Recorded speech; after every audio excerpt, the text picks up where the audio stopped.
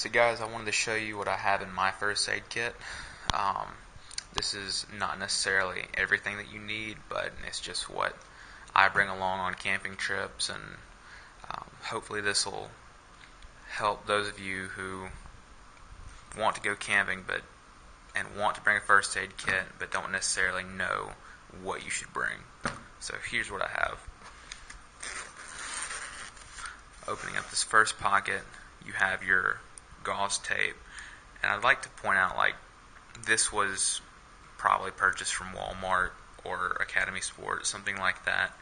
It's not something that I personally custom built. So you have your gauze tape. This kit comes with some regular strength pain reliever. It's got some acetaminophen in it, along with some caffeine. I guess that would help with not only pain, but also if you were lower on energy. If you had to use them, you could. You have your ammonia inhalant, which I'm guessing this is to prevent and treat fainting, as it says on the pack. Here you have a triangular bandage.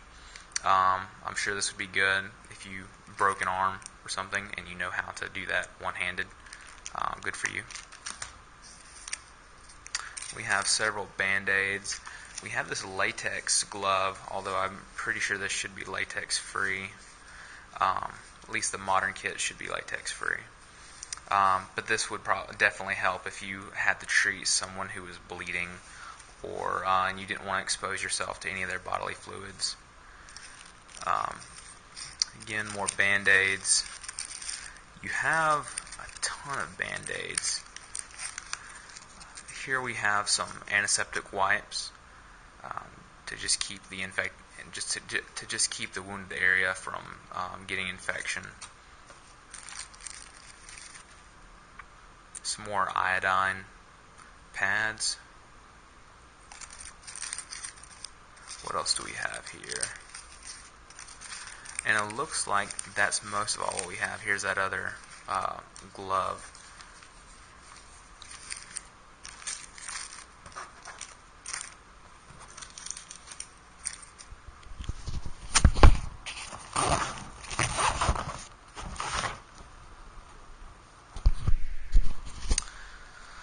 Moving on to these side packages. And I think these both contain the same thing, but this looks like it has a bleed stop bandage, which is just a multi-purpose trauma dressing. This is just an all-around good thing to have for excessive bleeding. If you have a gash or something of that nature, I mean, even a bullet wound would definitely help. I mean, anything would help if you're shot. Here's the other one. What I noticed for this kit in particular is that it has a ton of materials for treating trauma-related injuries, such as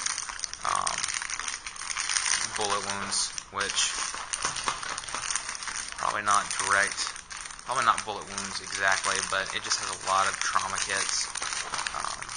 Although this does have Molly, so it does sort of portray itself as a tactical kit. Again, we have another sterile multi-trauma dressing.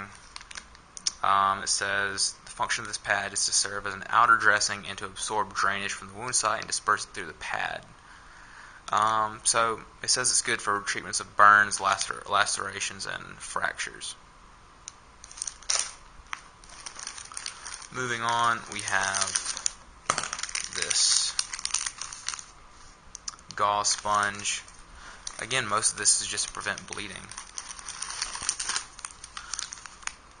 Another absorbent pad.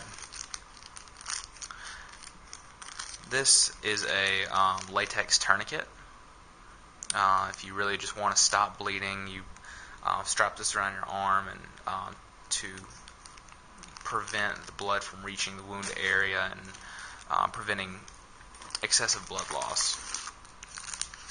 Again, we have more conforming gauze.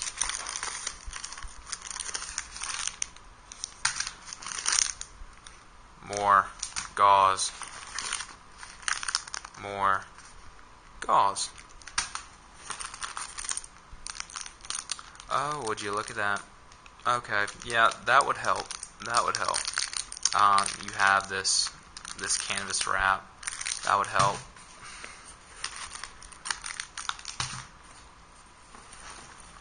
What else? And that is it for that kit. I'm sure you would use this for well, a multitude of purposes. This could help with a broken collarbone, for instance. We were taught in Scouts to use this type of material to to keep your arm stationary, keep your upper body stationary, to prevent further damage to a broken collarbone. And back here we have some MOLLE webbing, which would be great if you had a backpack or anything with that sort of attachment. It has these quick detach pouches, which I like. Personally, I like to hang this kind of bag from a tree or something of that nature when I can just stop along the trail and take a break. I mean, this can be attached really anywhere, honestly. Alright guys, well that is honestly it. That is what I have in my first aid package. It's certainly not 100% bulletproof, but I mean, if I'm bleeding, I'm ready.